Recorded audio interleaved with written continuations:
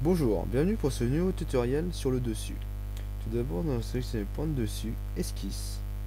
Ensuite, nous allons créer un cercle d'1 mètre. Cotation intelligente. 1000. Ah,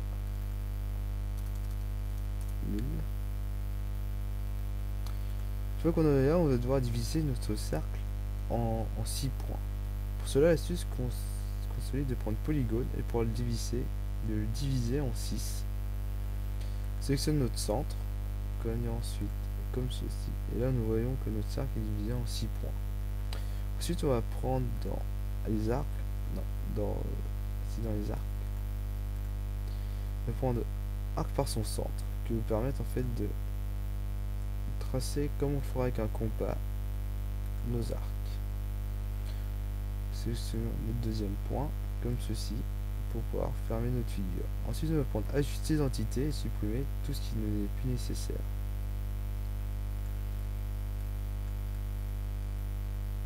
Comme ceci. Une fois qu'on en est là, il ne reste plus qu'à faire fonction, voie bossage, et mettre notre épaisseur qui est de 16 mm. Et voilà. Nous allons modéliser notre dessus. Je vais en profiter pour vous apprendre aussi comment on peut mettre des textures. Ce petit carré qui est là qui me permet de modifier l'apparence qu'on retrouve ici et ici. En fait, ici nous avons deux carrés. En fait, celui-là, pour voir, ça va nous modifier l'arrière-plan de la pièce. En fait, là, si je veux... Excusez-moi. Vous pouvez voir plan uni, toit, il y en existe plein d'autres. Et comme ceci, en fait, c'est une apparence, il y a aussi mes scènes. La scène de studio qu'on peut retrouver, par exemple, sans l'endami réfléchissant. Sol noir, gris brumeux. Les 10, je vais rechercher, il y en a vraiment beaucoup. Après, si je veux revenir dans celui de départ, il y a aussi pour les textures l'apparence de ma pièce. Il y a plastique, métal, caoutchouc, verre. Après, si je veux aller plus dans les organiques, ou qu'il y a le bois, par exemple, si je veux prendre du frêne, par exemple. Ici, nous avons fait un frêne poli, frêne satiné, frêne non fini.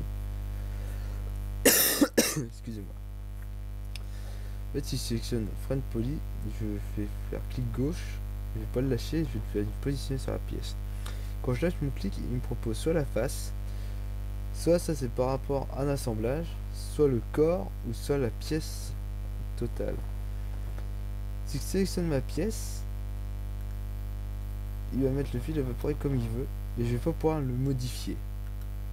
En fait, si je veux faire clic droit, sélectionner les apparences, là je vais enlever toutes les apparences. Et je vais revenir sélectionner mon frêne, et par contre là je vais mettre par rapport à la face. En fait, en faisant par rapport à la face, si je refais apparence et je clique sur ma face, il va me permettre en fait de gérer mes fils. Par exemple, je vais pouvoir diminuer ou augmenter l'écart qu'il y a entre mes fils.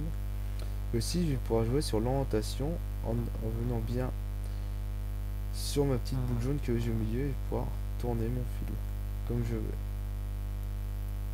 Si je veux en travers fil ou 45 degrés. En fait, cela me permet de gérer, par exemple, si je remets si joli. Si je veux mettre du plaquage sur mon champ, et là il est en fil en long et je me dis que je veux en travers fil. Je sélectionne mes apparences, face,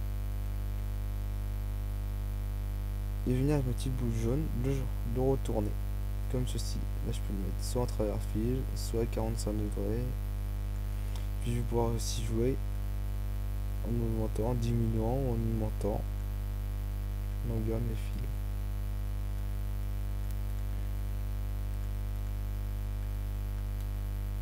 Là je vous laisse explorer aussi tout ce qu'on a. Il y a aussi du plastique. Si on peut mettre aussi une texture en plastique. un peu brillant. Et si je veux par exemple mettre cette texture là en plastique, par exemple je peux prendre du plastique rouge. Ouais, ça, je vous laisse essayer toutes les possibilités qu'on a, chercher dans les textures, aussi dans les apparences.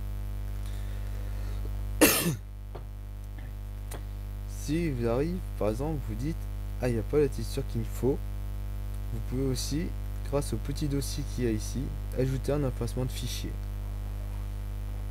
Si vous sélectionnez là, il va vous mettre choisir un dossier dans vos documents.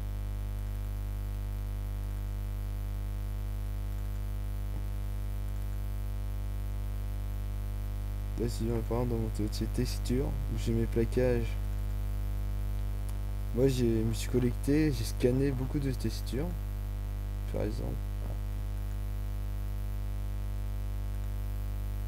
Si je vais par exemple en plaquage blanc par exemple, je fais OK. Si je retourne dans apparence, il va avoir mes plaquages que je viens de sélectionner ici. Et voilà, mes plaquages. Ceci c'est des plaquages scannés. En fait, comme ça, on peut vraiment gérer. Là, si je veux donner un Y, et voilà. Et on peut aussi le modifier.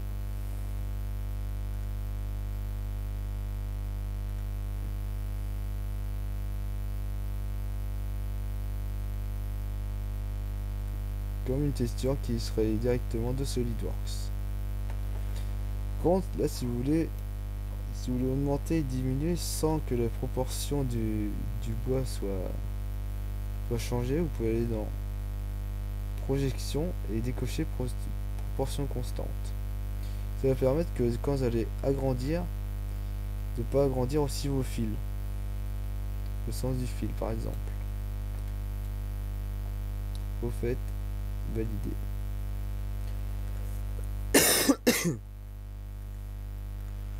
En fait, ça va être très pratique. Ajouter un emplacement de fichier car cela vous permet d'ajouter des plaquages à l'infini ou vous pouvez faire aussi par exemple pour des scènes.